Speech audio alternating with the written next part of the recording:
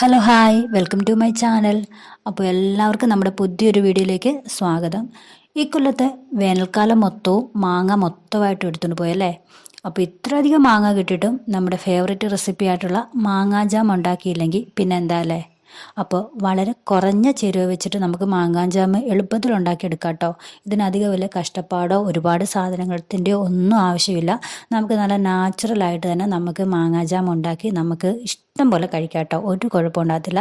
Sugar വരുമോ എന്നുള്ള പേടിയല്ലാതെ വേറെ ഒരു കുഴപ്പമില്ല കേട്ടോ. അപ്പോൾ നമുക്കിത് എങ്ങനെ ഉണ്ടാക്കുന്നത് നോക്കിയാലോ.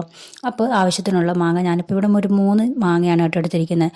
അതൊന്ന് എടുത്ത് നന്നായിട്ടൊന്ന് കഴുകിയിട്ട് അത് കട്ട് ചെയ്തിട്ട് മിക്സിയുടെ ജാറിലിട്ട് നന്നായിട്ടൊന്ന് അടിച്ചെടുക്കാം കേട്ടോ.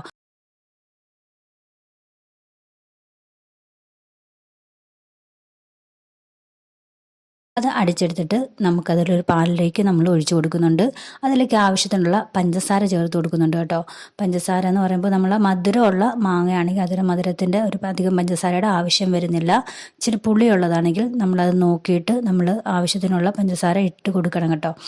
അങ്ങനെ നമ്മളിതാ ഒരു ചെറിയൊരു തിള വന്നു കഴിയുമ്പോഴത്തേനും പഞ്ചസാര ഇട്ട് കൊടുത്തിട്ടുണ്ട്. എന്നിട്ട് നന്നായിട്ട് ഇളക്കുക. അതൊന്ന് ഇളകി നന്നായിട്ടൊക്കെ ഒന്ന് തിളയ്ക്കുമ്പോഴത്തേക്കിനും ഒരു നാരങ്ങയുടെ, ഞാനിപ്പോൾ ഒരു പകുതി 3 മാങ്ങയുള്ളത് അതുകൊണ്ട് ഒരു നാരങ്ങയുടെ പകുതി എടുത്തിട്ടുള്ളൂ.